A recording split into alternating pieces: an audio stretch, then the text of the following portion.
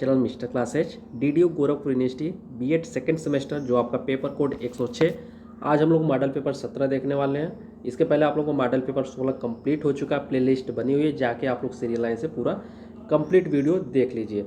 और मैं आशा करता हूँ आप लोगों को जो ये आपका मॉडल पेपर 17 चल रहा है और पेपर कोड जो आपका 106 है, ये आपका लगभग 20 मॉडल पेपर में कंप्लीट हो जाएगा। 3-4 मॉडल पेपर और 106 के आने वाला है। इसके बाद आप लोगों का पेपर कोड 107 चालू होने वाला है। ठीक है, तो वीडियो में आप लोग लास्ट तक बने रहे। चैनल पे अगर आप लोग नए होंगे चैनल को सब्सक्राइब कर लीजिएगा। और चलिए हम लोग पहले क्वेश्चन से शुरुआत कर लेते हैं। और यहाँ पे आप लोग देख सकते हैं जो आपका पहला क्वेश्चन दिया हुआ है कि कक्षा कक्ष का जो घटक है क्या है। ठीक है, तो कक्षा कक्ष का घटक होता है अध्यापक, छात्र, मध्यस्थ, उपयुक्त सभी। तो इसका जो आपका करेक्ट आंसर होगा उपयुक्त सभी, ऑप्शन नंबर डी है जो आपका सही होगा। अगला क्वेश्चन देख लेते हैं। क्वेश्चन नंबर आपका जो 2 दिया है, क्वेश्चन नंबर 2 है कि कक्षा कक्ष शिक्षण की क्रियाओं की अवस्थाएं होती हैं। 3 होती हैं, 4 होती हैं, 5 होती हैं, 7 होती हैं। तो कक्षा कक्ष शिक्षण की जो आपकी क्रियाएं कितनी होती है? 3 होती हैं। ये आप लोग ध्यान रखिएगा। कौन कौन सी? तो आपका पूर्व सक्रिय अवस्था, दूसरा आपका अंतर सक्रिय अवस्था, तीसरा आपका उत्तर सक्रिय अवस्था। तो ये 3 आपकी कक्षा कक्ष शिक्षण की क्रियाएं की जो है अवस्थाएं होती है। ठीक है, अगला क्वेश्चन नंबर आपका 3 नंबर देख लेते हैं हम लोग कि कक्षा कक्ष प्रबंधन के जो आयाम हैं भौतिक, मनोवैज्ञानिक, नैतिक, उपयुक्त सभी।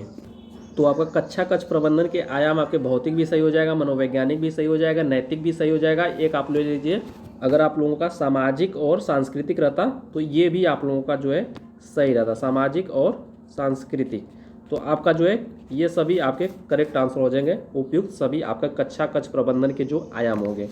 अगला क्वेश्चन नंबर हम लोग 4 देख लेते हैं। 4 नंबर दिया है कि कक्षा कक्ष प्रबंधन की सहायक युक्तियां हैं पर्यटन, गृह कार्य, फील्ड कार्य, उपयुक्त सभी। तो कक्षा कक्ष प्रबंधन की सहायक युक्तियां आपके उपयुक्त सभी हो जाएगा। पर्यटन भी, गृह कार्य, फील्ड कार्य, ये सभी आपके उपयुक्त सभी आपका करेक्ट आंसर हो जाएगा। अगला क्वेश्चन नंबर हम लोग देख लेते हैं 5 नंबर। क्वेश्चन नंबर आपका जो 5 नंबर दिया है कि कक्षा व्यवस्था के मुख्य रूप से कार्य करने होते हैं कक्षा आचरण, बैठक व्यवस्था, कक्षा नियंत्रण, ये सभी। तो 5 नंबर का जी भी आपका जो करेक्ट आंसर होगा ये सभी आपका उपयुक्त सभी करेक्ट आंसर हो जाएगा। क्वेश्चन नंबर हम लोग 6 देख लेते हैं। क्वेश्चन नंबर 6 दिया कि कक्षा कक्ष प्रबंधन में शिक्षक की भूमिका होती है निर्देशक के रूप में, मित्र के रूप में, प्रबंधक के रूप में, दार्शनिक के रूप में। तो कक्षा कक्ष में जो आपका प्रबंधन में शिक्षक की जो भूमिका होती है वो एक निर्देशक के रूप में होती है। ऑप्शन नंबर ए है जो आपका करेक्ट होगा। वहीं पे क्वेश्चन नंबर आपकी 7 की बात की जाए कि समय सारणी होती है। तो समय सारणी कैसी होती है? कक्षा विशेष के लिए, शिक्षक के लिए, संपूर्ण विद्यालय के लिए, या आपका ये सभी। तो समय सारणी कक्षा विशेष के लिए होती है, शिक्षक के लिए भी होती है, संपूर्ण विद्यालय के लिए, यानी उपयुक्त आपका सही हो जाएगा option number D. Question number हम लोग 8वां देख लेते हैं। क्वेश्चन नंबर जो आपका 8 दिया है कि विद्यालय समय सारणी होनी चाहिए। जो आपकी विद्यालय की समय सारणी होनी चाहिए कैसी होनी चाहिए? शिक्षक के रुचि के अनुसार, क्या टीचर के रुचि के अनुसार होनी चाहिए? अगला दिया कि व्यवहारिक व लोचदार होनी चाहिए, छात्रों के अनुसार यानी छात्रों में जिसकी रुचि हो उसके अनुसार रहनी चाहिए, या प्रधानाध्यापक की रुचि के अनुसार रहना चाहिए। तो विद्यालय की जो समय सारणी है वो आपकी व्यवहारिक व लोचदार होनी चाहिए। ऑप्शन नंबर बी है जो इसका करेक्ट हो जाएगा। वहीं पे हम लोग बात करते हैं क्वेश्चन नंबर आपका अगला 9 नंबर की। दिया है कि समय सारणी का महत्वपूर्ण गुण है लचीलापन, कठोरता, बाल केंद्रित, शिक्षा केंद्रित। तो अब जब आपका जो समय सारणी का जो महत्वपूर्ण गुण है वो आपका क्या है? लचीलापन। ऑप्शन नंबर ए है जो आपका करेक्ट हो जाएगा। क्वेश्चन नंबर आपका 10 देख लेते हैं। समय सारणी दर्शाती है। तो समय सारणी क्या दर्शाती है? शिक्षक के अधिगम यानी सीखने की प्रक्रिया को, प्रधानाध्यापक के नेतृत्व को, बच्चों के अधिगम प्रक्रिया को, ये सभी। तो समय सारणी आपका शिक्षक के अधिगम की प्रक्रिया यानी सीखने की प्रक्रिया को दर्शाती है, प्रधानाध्यापक की जो के नेतृत्व को दर्शाती है, बच्चों के अधिगम यानी सीखने की प्रक्रिया को दर्शाती है, यानी आपका उपयुक्त सभी आपका ये सभी ऑप्शन नंबर डी है जो आपका करेक्ट होगा। वहीं पे क्वेश्चन नंबर आपकी 11 की बात की जाए कि समय तालिका शिक्षक और विद्यार्थी के ताले में बंद कर देती है, यह कथन किसका है? तो कहा गया है कि यह कथन किसका है कि समय तालिका जो होती है शिक्षक और विद्यार्थी को ताले में बंद कर देती है। यह कथन डॉक्टर रायबर्न का है, आर.सी. फ्रांस का है, एस.एन. मुखर्जी का है, डॉक्टर नगेंद्र का है। तो इसका जो आपका करेक्ट आंसर हो जाएगा RC. France. Option number B है जो आपका करेक्ट होगा। क्वेश्चन नंबर 11 देख लेते हैं। सॉरी, यहाँ पे नंबरिंग में आपका गलत हो गया है, ठीक है। 11 ये 11 हो गया, ये 12 होना चाहिए, लेकिन चलिए कोई भी दिक्कत नहीं।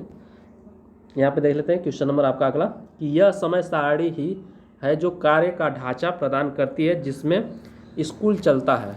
तो ये भी आपका कथन से ही रिलेटेड है कि यह समय सारणी ही है जो कार्य की ढांचा प्रदान करता है जिसमें स्कूल चलता है। यह कथन किसका है? जसवंत सिंह का, मोइनुद्दीन का, एच.जी. स्टैंड का, इडमानसन का। तो इसका जो आपका करेक्ट आंसर हो जाएगा एच.जी. स्टैंड का। अगला क्वेश्चन देख लेते हैं। क्वेश्चन नंबर आपका 12 दिया है कि समय सारणी के प्रकार हैं। तो समय सारणी के प्रकार संयुक्त समय सारणी, कक्षा समय सारणी, अध्यापक समय सारणी, उपयुक्त सभी।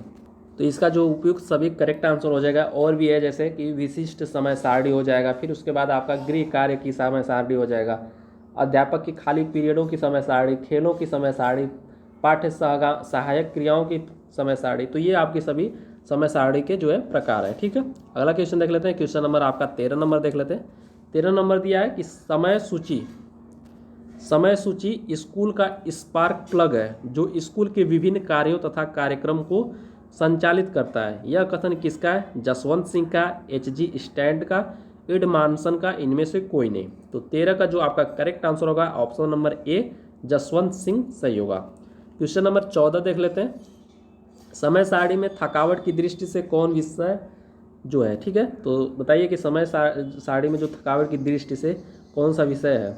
गणित है, हिंदी है, खेल है, इनमें से कोई नहीं। तो थकावट की दृष्टि से आपका ऑप्शन नंबर सी हो जाएगा, खेल। अगला क्वेश्चन नंबर आपका 15 देख लेते हैं कि कक्ष में एक ही विषय के पीरियड लगातार नहीं होने चाहिए। तो 2, 3, 5 इनमें से कोई नहीं। तो एक ही विषय के जो आपके कितने पीरियड लगातार नहीं होने चाहिए? 2 पीरियड लगातार नहीं होने चाहिए। ऑप्शन नंबर ए है जो करेक्ट हो जाएगा। और वहीं पे क्वेश्चन नंबर आपका 16 है कि समय सारणी को स्कूल की दूसरी घड़ी कहा जाता है।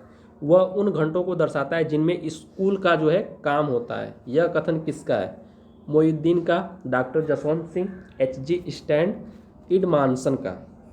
तो इसका जो आपका करेक्ट आंसर हो जाएगा मोइनुद्दीन का। ऑप्शन नंबर ए है जो आपका सही हो जाएगा। क्वेश्चन नंबर 17 देख लेते हैं हम लोग। क्वेश्चन नंबर आपका 17 है कि समय सारणी से तात्पर्य है। क्या तात्पर्य है? कि विषयवार कलांश लगाना, विद्यालय की समस्त गतिविधियों को समयानुसार सूचीबद्ध करना, विद्यालय का खुलना, शारीरिक व्यायाम व खेलकूद की व्यवस्था करना। तो समय सारणी का जो तात्पर्य आपका होता है कि विद्यालय की समस्त गतिविधियों को जो है समय अनुसार जो आपका सूचीबद्ध करना। ऑप्शन नंबर बी है जो आपका करेक्ट होगा। वहीं पे क्वेश्चन नंबर आपका 18 दिया है कि समय सारणी निश्चित स्थान और समय की सीमा में अधिगम अनुभवों को अपेक्षाकृत अधिक जकड़ देती है। यह जो कथन है आपका किसका है? तो इसका जो आपका करेक्ट आंसर हो जाएगा आपका option number A, SN. Mukherjee का। तो यहाँ पे 18 क्वेश्चन दिया गया है, लेकिन आपका जो है 19 क्वेश्चन यहाँ पे कराए गए हैं, ठीक है। जो आपका क्रम संख्या में गलती हो गया था, 19 क्वेश्चन यहाँ पे कराए गए। तो ये आप लोगों का जो आपका चैप्टर बता दें कि आपका 21 और 22 कराया गया, ठीक है। और आप लोग इसके बाद लेसन नंबर जो है 23 पढ़ के आइएगा, ठीक है। और आप लोगों का 2-3 मॉडल पेपर में और समाप्त हो जाएगा जो आपका पेपर कोड 106, और बहुत ही जल्द आप लोगों का पेपर कोड 107 आने वाला है। तो आशा करता हूँ आप लोगों को ये वीडियो पसंद आती होगी, और जितने भी क्वेश्चन आपके कराए गए हैं उसको आप लोग एग्ज़ाम की तैयारी से जो है आप लगे रहिए। आपके एग्ज़ाम में ये क्वेश्चन आप लोगों को बहुत ही देखने को मिलेगा। तो मिलेंगे हम लोग अगले वीडियो में। ओके दोस्तों, जय हिंद।